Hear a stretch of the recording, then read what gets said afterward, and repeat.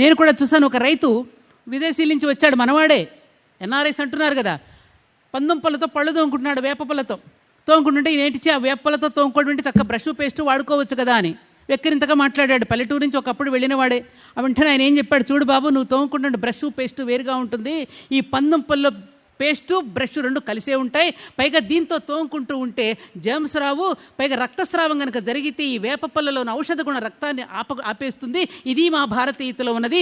నీ బ్రష్, నీ టూత్పేస్ట్ కనుక నేల మీదకు ఊస్తే అది భూమికి హానికి చేస్తుంది, ఇదే నేను వేప పళ్ళతో భూమి మీదకి ఊస్తే నా నేల సారవంతమవుతుంది.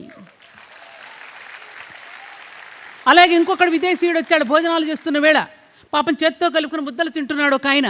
తింటుంటే అదేమిటి చేత్తో తింటారంటే అక్కడ పోర్కులు స్పూన్లు పెడితే అంటే, అప్పుడు వెంటనే చెప్పాడు, ఆ పోర్కులు స్పూనులు ఎంతమంది నోళ్ళల్లో పెట్టుకున్నారో నా చెయ్యి నా నోట్లోనే పెట్టుకుంటాను. ఇది మన భారతీయత. నా చేతిలో అమృతం ఉంటుంది, ఇది నా భారతీయత.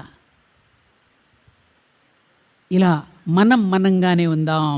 కాబట్టి my dear daughter in law and my dear grandchildren, my grandsons, మీకు చెప్తున్నా, మనంగానే ఉందాం.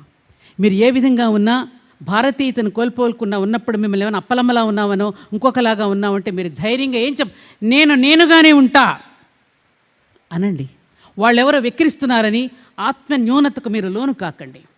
నేనుగానే ఉంటాను అన్నప్పుడు నీ వ్యక్తిత్వానికి ఎప్పుడు అయినా సరే తల వంచక తప్పదు.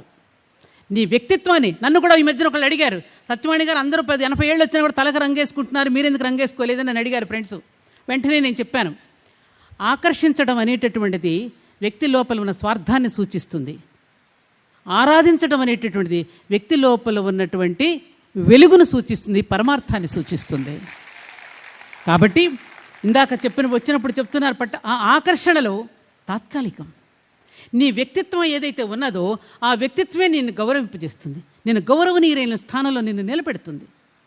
కాబట్టి వక్తృత్వం కేవలం రాణించదు, వ్యక్తిత్వంతో కూడా వక్తృత్వమే రాణిస్తుంది.